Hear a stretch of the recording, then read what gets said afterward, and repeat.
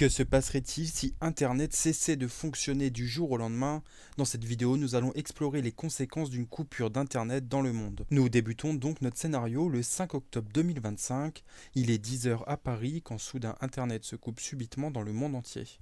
Il n'y a pas nécessairement d'explication rationnelle à cette coupure pour le moment. Les opérateurs qui fournissent l'accès à Internet se retrouveraient submergés dans les minutes qui suivent par des milliers d'appels de particuliers. Au niveau des autorités, c'est l'incompréhension. Une coupure d'Internet est catastrophique pour l'économie, mais aussi pour tout un tas de domaines essentiels au fonctionnement de nos sociétés modernes. À 11 heures, le ministère chargé du numérique annoncerait qu'une panne sans précédent affecte le monde entier et qu'aucun pays n'a pour le moment accès à Internet. Les bourses seraient immédiatement fermées et de nombreuses entreprises dépendantes d'un accès à Internet annonceraient stopper temporairement leurs activités. La communication deviendrait particulièrement difficile. La plupart des foyers en France ont par exemple accès à la télévision via Internet. Seules les radios fonctionneraient à peu près normalement. Les heures qui suivent, pas de vraie panique chez la population. Cependant, au sein des gouvernements du monde entier, l'inquiétude grandit.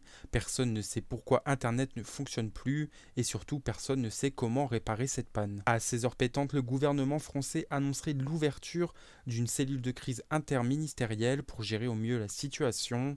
Sans Internet, les systèmes bancaires seraient durement affectés, mais aussi les différents transports comme l'avion par exemple. Le soir tombé, la population commencerait à montrer des signes d'inquiétude. Sans télévision et écran, la vie sociale connaîtrait dès le premier jour un rebond. Les bars et restaurants seraient particulièrement remplis par rapport à d'habitude. Le lendemain, la France et le monde se réveilleraient sans Internet. Beaucoup d'entreprises seraient encore à l'arrêt et les financiers commenceraient eux à sérieusement s'inquiéter. Toutes les entreprises du domaine de la tech dépendant d'Internet auraient tous ouvert des cellules de crise.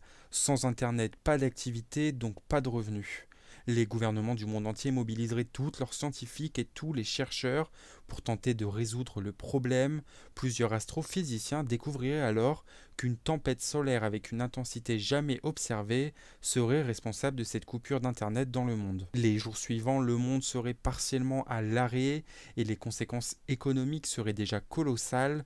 De nombreux spécialistes pointeraient du doigt la dépendance de notre monde moderne à Internet.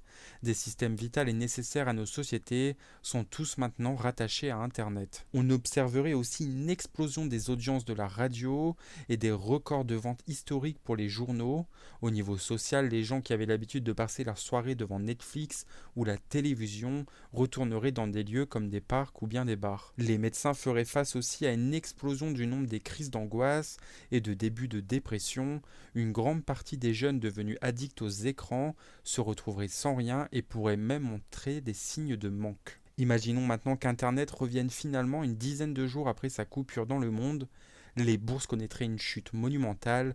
Des entreprises comme Meta ou Amazon pourraient perdre jusqu'à 50% de leur valeur. Les conséquences d'une coupure d'Internet durant 10 jours seraient donc catastrophiques pour l'économie, mais d'un autre côté, cela montrerait que notre dépendance à Internet est devenue bien trop importante.